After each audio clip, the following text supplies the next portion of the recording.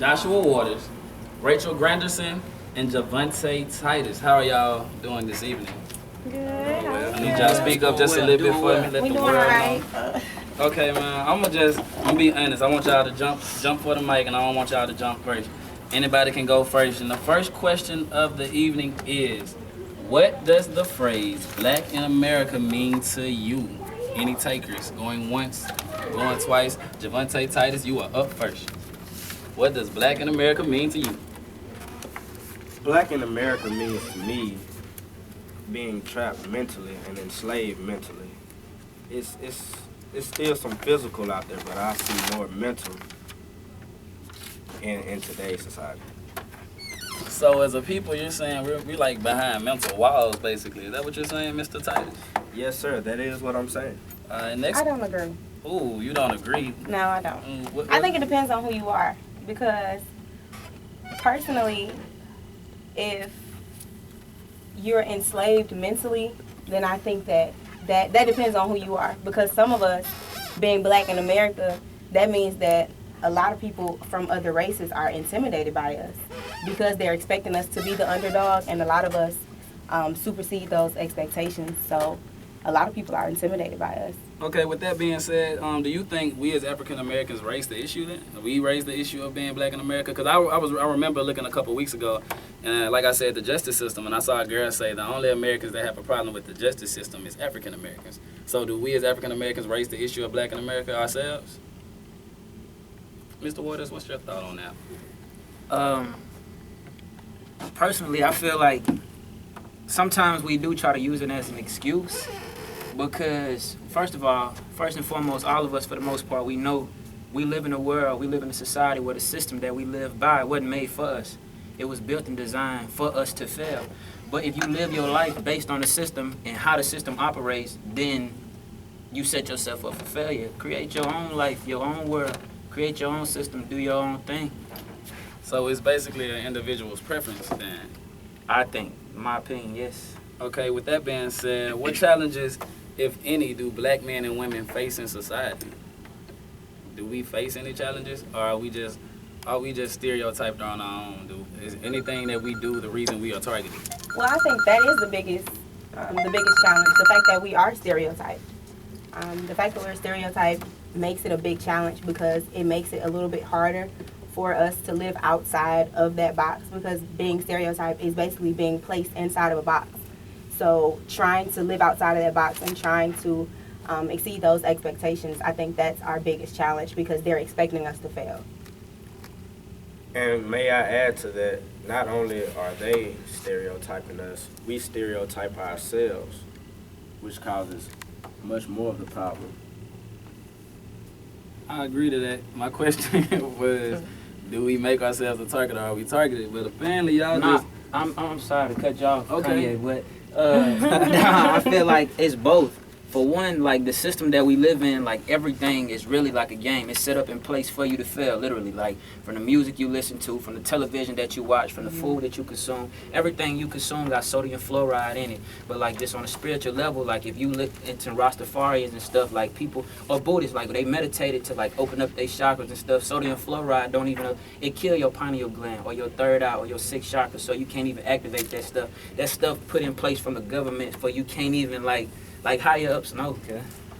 Okay, you feeling some type of way about the situation right now. So, why is it easier to point out the negatives of African Americans than it is the positives? When you see African Americans on the news and in the media, you see single parent homes, you see thug. You don't never see the better. So why is it easier to target the negatives with us, Miss Granderson? You think you have an answer for that? Could you tell me why? Well, yes. Could you ease up to the microphone when you answer for me, please? Okay. Simply because since way before time, blacks has always been last, and like we have never been first. It's always been for us to just never, Like the question was, is it easier to point out the negatives? Why are negatives? Why they're more fluent than the positives? Because like we were never fit to just do things right. We were never fit to just succeed. We were never fit to just stand out. Like, I think that just as a human race, not even have anything to do with African Americans, it's always easier to point out the negatives than the positives with anything.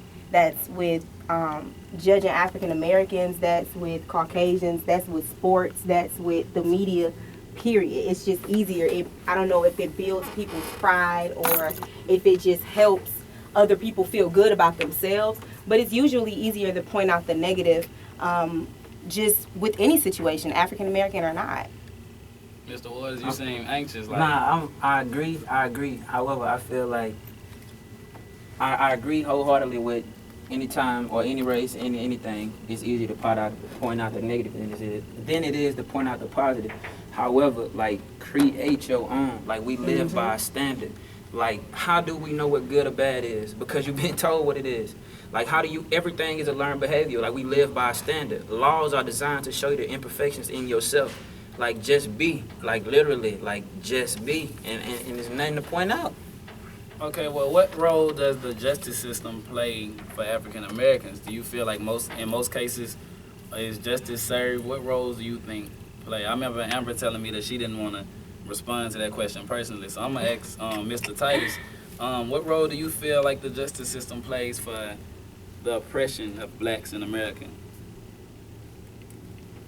The role of the justice system, it plays against us, and it's been shown many times by a couple of being shot by police and them not getting convicted and them getting off. You know, I think it's evil to shoot anybody. It doesn't really have to do with the race, but shooting anybody in the back, or if they have their hands up screaming for help. Look, I know I said I really didn't want to respond to this one, but as far as the justice system is concerned, I feel like the laws and the way of the justice system was put in place so long ago that it's crippled us mentally today. Like, they don't really have to do much now because they did so much to us so long ago that it crippled us mentally. So now we feel like authority is the bad guy, or anybody that's of authority, they don't respect us. They don't, I don't know. I just feel like it was put in place so long ago. They really don't have to do much anymore. We're doing it to ourselves. Okay, that leads me to the next question. If that's the case, why are so many younger generations, like so many teenagers and kids, growing up with a fear of the police to date? It's just like the song I played, like right before this. Those are high school kids afraid of the police. You have little 5-year-olds afraid of the police when they see the lights. Like, what role does that play for us? Like, you got to answer, Mr. Waters. I mean, I feel like when you think about, first of all, what justice system? Just going back to that question, like, what justice system? But when you think about it, like, when you watch television, that's what's thrown at you. Like, you don't see cops doing good, or, I mean, white cops doing good unto black cops. Like, it's when you see them killing us. But I still feel like with black people, like, man, you can't use everything that happened like that as an excuse. Because, yeah, white cops killed a couple of our people, a lot of them, but we kill each other every day. Like, start there. Like, we play into their hands. My dude, look, start with yourself. Like, go into your own communities, fix that. Like, we kill enough of our own people. They don't have to kill us. We gonna do it. Okay, now I want to expand on that because it reminds me of the Watts riots, and the whole Watts riot dealt with a whole lot of pieces of the puzzle that a lot of people don't speak of. And I watched the documentary, and it was a man who was there the whole time. He said it wasn't too much of a riot until you crossed the street. It's just like how I read the article earlier about the black man killing those white teens, and it was like black man kills white teens. But when you read it the other way around, police officer kills male.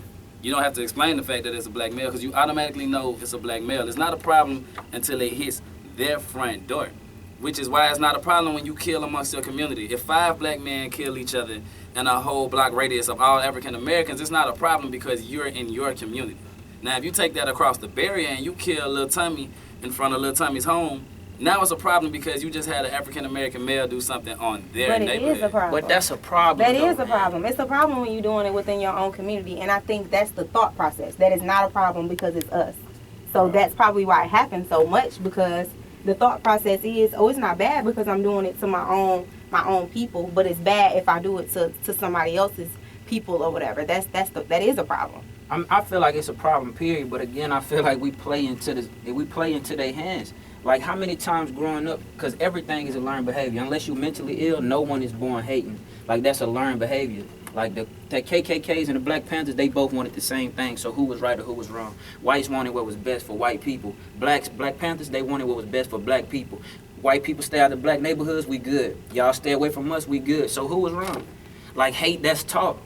That's taught. How many acts of violence do you see on television growing up as a kid? Everything is a learned behavior. You got to learn to kill a black man from somewhere.